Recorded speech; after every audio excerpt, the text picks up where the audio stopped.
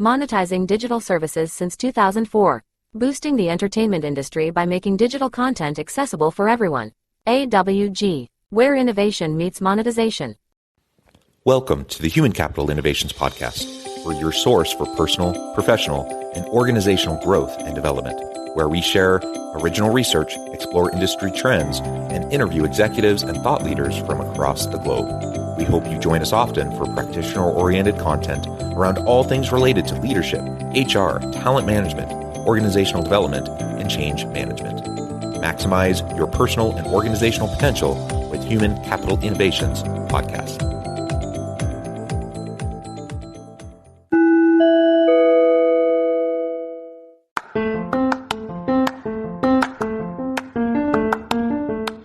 If you enjoy the Human Capital Innovations Podcast, enjoy ad-free listening by going to the Patreon page, and please consider contributing even at the producer or sponsorship level. And please leave a review. Thank you for your support.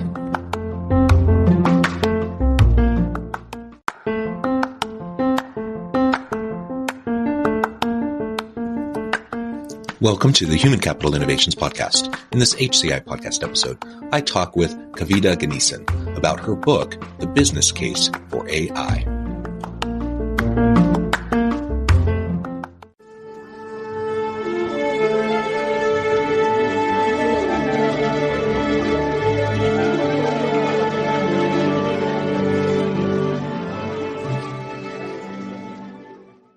Kavita Ganesan, welcome to the Human Capital Innovations Podcast. Yeah, thank you for having me here, Jonathan. It is a pleasure to be with you today. We are neighbors. You're joining us today from Salt Lake City. I'm just south of Salt Lake City. I suppose we could have done this in person, but we are joining remotely, as I always do when I do these interviews. Most of the time I'm interviewing people from all over the world. It just so happens we're neighbors and right next to each other today. But it's really a pleasure to be with you. And today we're going to be talking about your book, The Business Case for AI. I think it's a very timely and important conversation that needs to be happening within organizations. Of course, organizations are grappling with, AI and deep machine learning in a variety of ways and in business applications. And of course, the big upheaval that has happened in just the last couple months is with Chat GPT and some of the other tools, and now Microsoft and Google kind of battling it out in that space. All this stuff is happening. I think that's brought it to the public awareness at a much higher level than maybe it was before. So I think it's important that we really explore this issue and understand both the challenges associated with deep machine learning and AI applications in the world of business, but also the tremendous opportunities that come with it and why it's important for us to leverage these tools.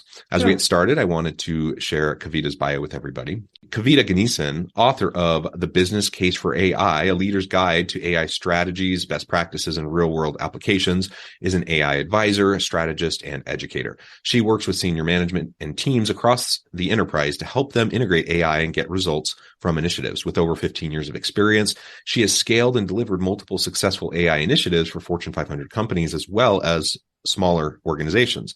She has also helped leaders and practitioners around the world through her blog posts, coaching sessions, and open source tools. She holds degrees from various computer science programs, specifically a master's degree from the University of Southern California and a PhD from the University of Illinois at Urbana-Champaign, with a specialization in applied AI, NLP, search technologies, and machine learning. She has been featured by numerous media outlets, including CEO World, Forbes, KD Nuggets, Authority Magazine, and many others. And Kavita, it's again a pleasure to have you. Anything else you would like to share with me or the audience by way of your background or personal context before we dive on in? I'm also an AI practitioner, very much a hands-on person. But right now, I just work more and more with leadership teams. All right. Well, why don't we start by providing some basic definitions? I mean, everyone knows the term AI. Probably the term machine learning is a little bit less familiar with some people, or this idea of deep machine learning. Maybe you can explain for the audience who may or may not be terribly familiar with these terms or really fully understand them. What is AI? What is deep machine learning? And then we can get into how these can be used within business. Yeah. So AI is essentially software automation, but it's a very special type of software automation that tries to mimic human-like decision making.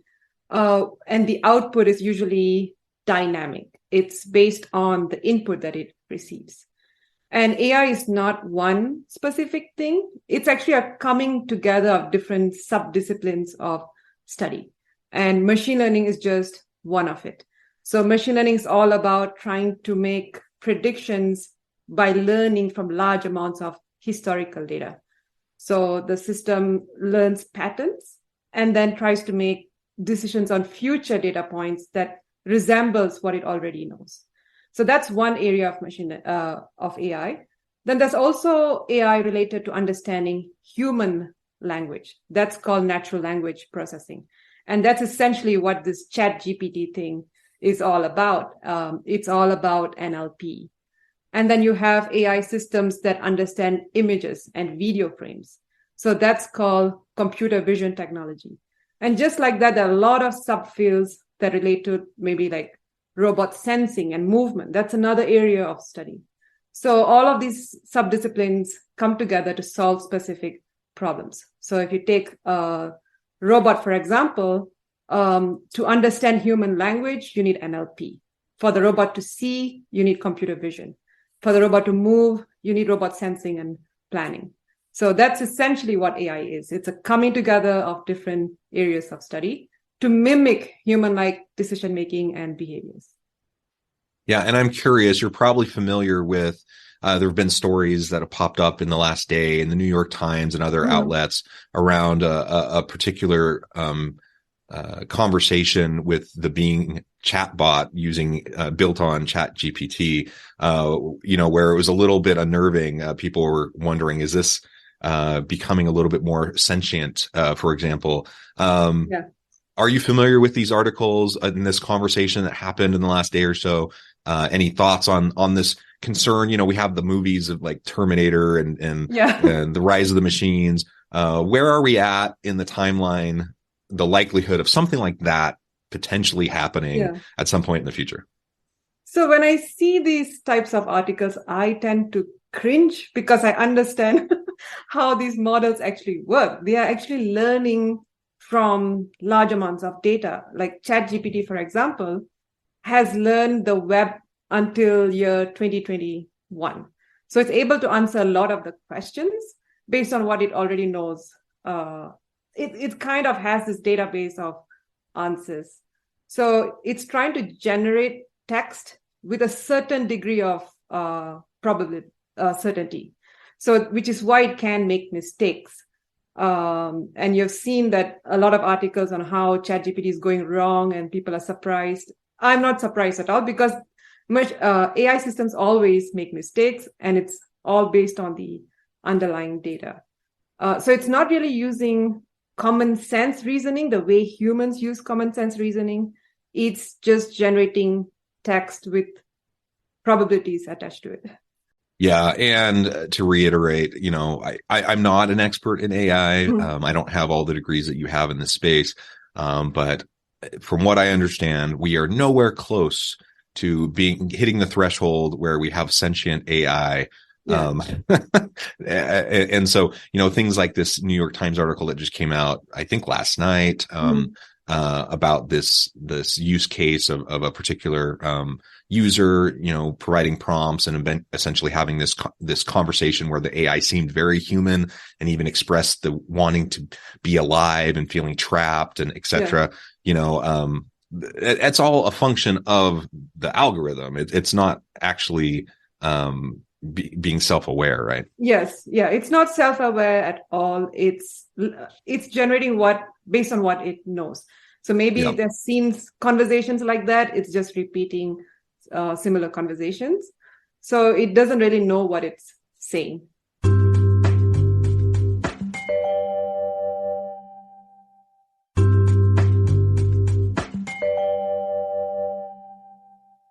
So for anyone who might have those types of apocalyptic concerns, I think you can rest easy. I don't think that's something we need to be worrying about right now.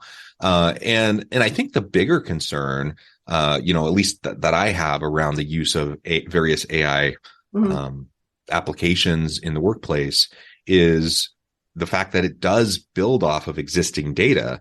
And so I know there's been lots of concerns in recent years around biases that might be embedded within the outputs because of the AI using existing historical data to then predict, which can then perpetuate gendered biases, racial biases, or different things like that. And so that speaks to, why we need to still continue to have human oversight over all these things to make sure that that's not happening.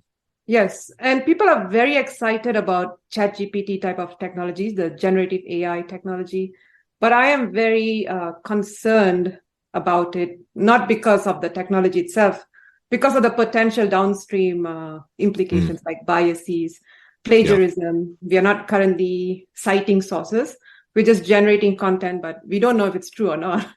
So it's very different from how Google produces answers to us versus how ChatGPT is generating the answers without any citation.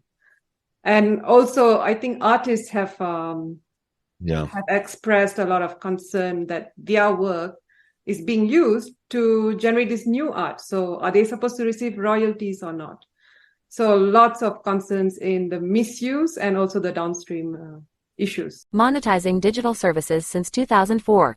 Boosting the entertainment industry by making digital content accessible for everyone. AWG, where innovation meets monetization. Yeah. So I think it's good on the outset to kind of lay out some of these potential concerns, not potential concerns, actual concerns with potential downstream impacts that we need to be very aware of on the outset. So that's very important. But all of that said, the truth is there's lots of upside to the use of these technologies, and there's a huge business case for utilizing AI in meaningful, strategic, targeted ways within organizations. So let's go ahead and dive on into that. In your work, what do you see as the biggest business case for AI, and how can it be utilized to contribute to the bottom line of the company? Yeah, the biggest use case I would see is in productivity improvement. And I've seen this a lot with my clients where just one single model gives them a huge boost in their workflow. So let's say you have a customer service workflow where they're manually searching for potential answers. So now if you can have an AI system push 3 answers to them automatically, so they just have to vet that one of the answers actually correct and answers the customer's question. So instead of taking 15 to 20 minutes looking for answers, now they're doing it within a minute. So that's a huge productivity boost. And that's where I see a lot of people, like people that have started using AI, see value in the technology. So in productivity improvement. Yeah. And in the creativity and innovation research, there's also a lot of work that points to the importance of quantity, like just quantity of ideas. And so I find that when I'm trying to come up with, something like a creative title for an article or for my next book or for a presentation or something like that, and I'll spend a half an hour sitting there and I'll Google some stuff and I'll jot down some notes and I'll brainstorm and I'll try to come up with different variations of possible titles. And that's just one little example. This could be applied to a lot of things. And I'll spend half an hour kind of wrestling with that. And eventually I'll come up with something that I'm happy with. And usually, and the research and creativity and innovation would back this up, that the quantity of ideas helps to build into better end outputs, right? So if I can come up with only 2 or 3 ideas, chances are none of those 3 are going to be great. If I can come up with 10, I have a better chance of having a really great idea emerge from that. If I can come up with 20, even better.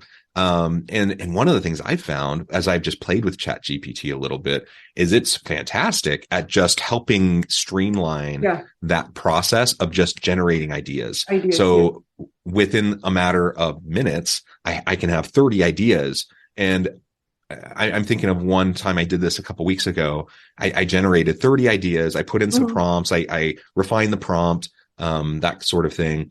And I came up with 30 different ideas. I didn't use any of the ideas that ChatGPT gave me, but because I had 30 different variations, I was then able to scan over that. I was able to put together something that I felt was actually a really great title, and it ended up working out great. And so I think content creators are finding as just a means of generating ideas and starting the brainstorming process, it can be really valuable and aid in terms of the efficiencies and the productivity piece, like you were just mentioning. Yeah. And I use it for the same thing to write my blog posts. Sometimes I want to say it in a certain way, but I want it to sound a bit different. So I use ChatGPT to like suggest different ways of saying things. So paraphrasing.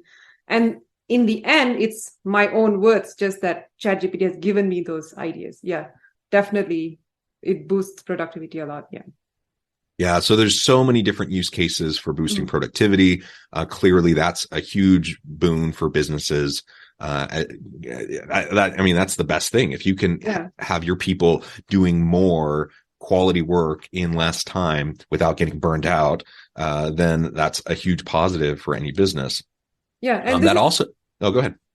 And this can be within any business function, can be within sales, can be within HR, customer service, can be in your products and services.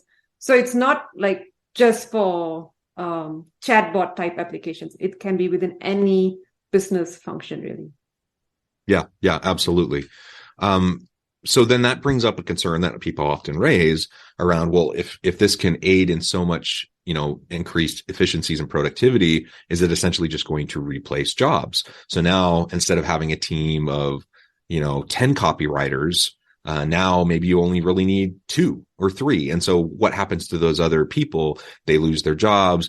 AI is just going to take over. And then, all this automation, again, whether we're talking about like traditional forms of automation in the various stages of the Industrial Revolution, advanced robotics. Now we're talking about technology, computer technologies and AI. If we're replacing tasks and we're replacing jobs, many people see that as a very negative thing and are very concerned about it. Yeah. How would you respond to that concern, still acknowledging the upside and the benefits to the organization? Yeah, if you look at things like content creation as an example, so if you use ChatGPT to generate content for you, the factual accuracies of that content may not be, it's still unknown. So you still have to vet that content, that it's in fact accurate, it's answering the question that you want to answer. So you still very much need human oversight. So humans still need to be in the loop, and you still need to give the final touches. So the way I look at it is it's going to make us a lot more effective in our roles rather than take away our roles completely. Because AI systems don't, like I said, they don't have common sense reasoning. They don't have the higher level thinking that we have. So we are the managers of these AI systems. So we're just using them to assist us. And then we put the last touches and we send things off. So humans are very much part of AI automated workflows. Maybe you may have a leaner team, but maybe because your productivity is so high, you may need to hire more people to support the other business functions. And the way AI systems work is that you need subject matter expertise to generate data for you. So, and that data gets fed into the AI system. So you still need humans to provide data, quality assurance, solve the higher level things. So we will still very much be there. Maybe our roles will change over time, but I don't think humans are going to go anywhere because of AI automated workflows.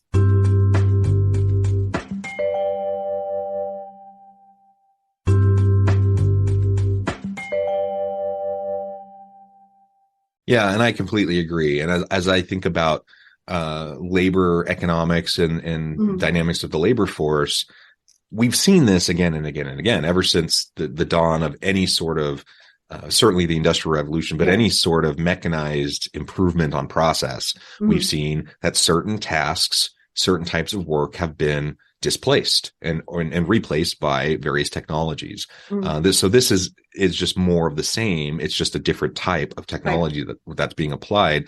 And in each case, as you look back at history, in each case, I think in the short term, there's some pain because people who have done a certain job a certain way, they may either not want to learn the new system. They may not want to reskill or upskill to do some new tasks or some new type of job.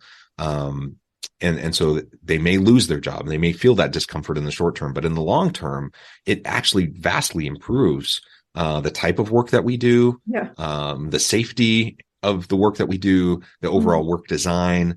We can end up spending far more of our time in the workplace doing meaningful work, thought-provoking work, the human-centered work, that makes us who we are rather than the rote repetition and the types of stuff that's kind of mind-numbing. So it does mean that there's going to be shifts and there will be displaced tasks and roles but there will be entirely new fields developed and that will emerge. There will be entirely new types of professions and jobs and different types of responsibilities that we haven't even thought about yet. That will emerge in the coming years and decades due to these technologies that will displace some. But if we can lean into the technologies and the innovation, we can reskill, we can upskill, and we can be ready for the new types of jobs. There will always be a need for humans to do really important work in every organization. That's not going away. It's just the type of work that we're going to do is going to shift over time. And overall, I think that's a really positive thing. I think for me, as an example, I'm a professor. I'm a consultant. I do a lot of things. 80-90% of the work that I do, I love. I think it's amazing, but everyone has that stuff that they really don't like doing, but they just have to do. And for me, for example, as a professor, grading papers is not my favorite thing. Like if we can get to the point where I can make sure the students get really amazing, timely feedback on their writing to help them improve, and I don't have to spend hours grading every week, that will be amazing. I will love that. That would be awesome. And the truth is there are new emerging technologies that have, over the last decade that have gotten better and better that help with that. And it'll get even better. So what does that mean for me? Does that mean I don't have a job anymore? No, I still have to oversee that type of feedback that's going to my students. I still have to provide mentoring and coaching to my students, but it also then frees up time for me to do more consulting work, to do more research, to do the other types of things that are creative and innovative that really energize me.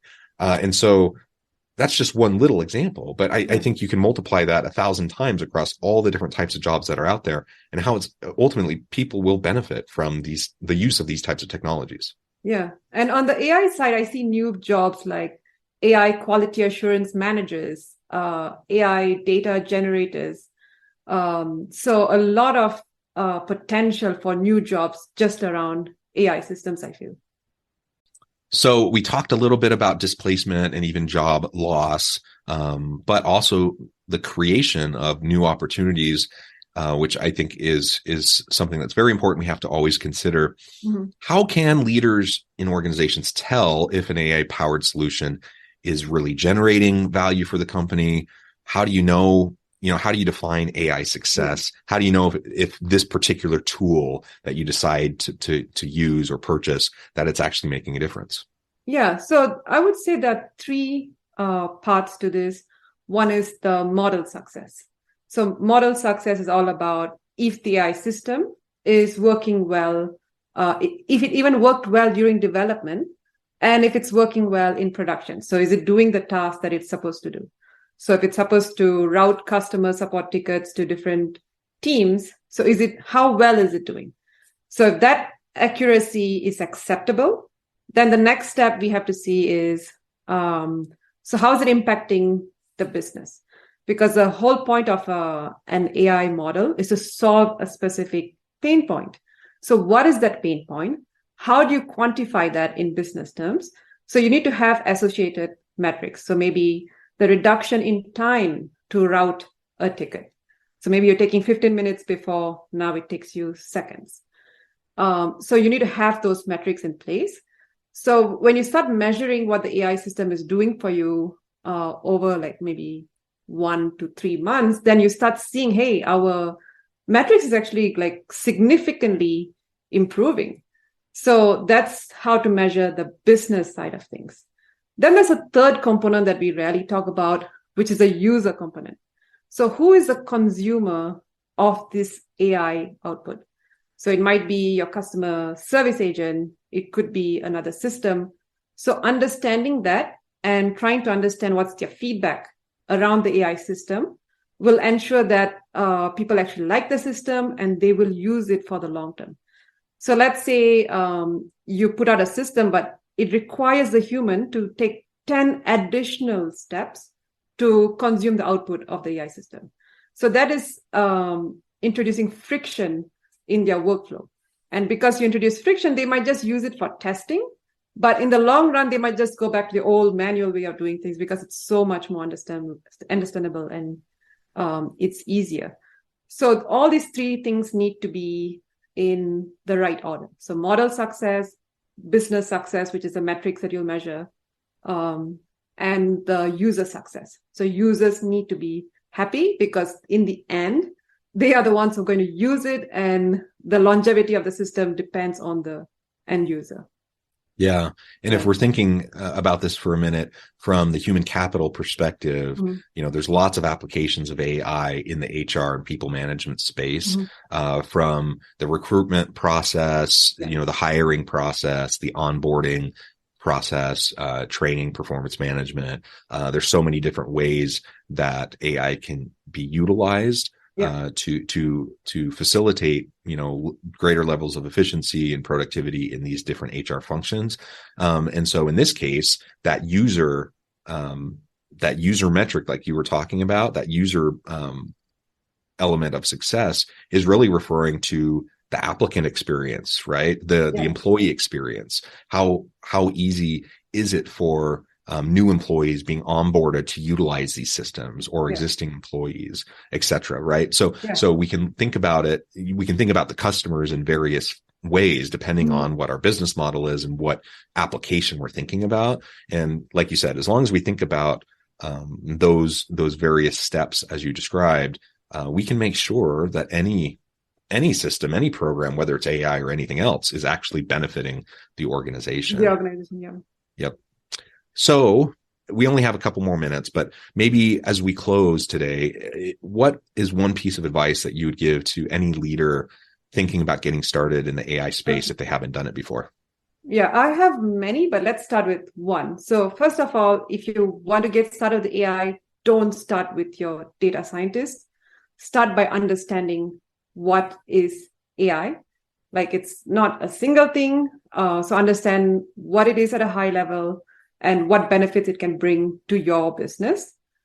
And once you have this high level understanding, try to look for opportunities within your organization. So see where the manual processes, where there's a lot of repetitive work, can AI potentially solve those problems? So trying to understand where the opportunities are will give you a high level understanding, if there are even opportunities in your company. So then you can think about turning this into concrete initiatives and then hiring a team to actually support these initiatives. So a lot of times what people do is they hire data scientists first and then expect them to come up with problems. So that's the wrong way of approaching it, because data scientists are not going to know the challenges of the business. They are not exposed enough. So it should come from the functional leaders and the executives, I feel. It should be a top-down thing. Yeah. Good advice. Kavita, this has just been a really great conversation. I really appreciate you taking your time to meet with me and share your insights and your experience with me and my audience. As we wrap things up for today, I just want to give you a chance to share with the audience how they can connect with you, find out more about your work, where they can find your book, and then give us a final word on the topic for today. Sure. So you can find me on my website, kavitaganesan.com. So KAVITA-GANESAN.com. So that's where you'll find information about my book. You can join my mailing list, and I have 3 free chapters of my book there for preview. And so that's the best place to start out connecting with me. Wonderful. Kavita, thank you so much. It's been a pleasure. I encourage my audience to reach out, get connected, find out more about what Kavita can do for you. Check out the book. And as always, I hope everyone can stay healthy and safe, that you can find meaning and purpose at work each and every day. And I hope you all have a great week. Do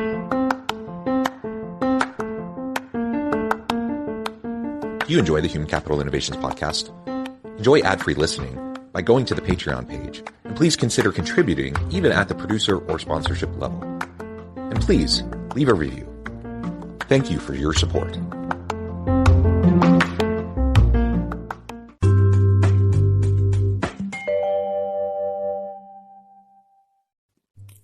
Thanks again for joining us for this episode of the Human Capital Innovations Podcast.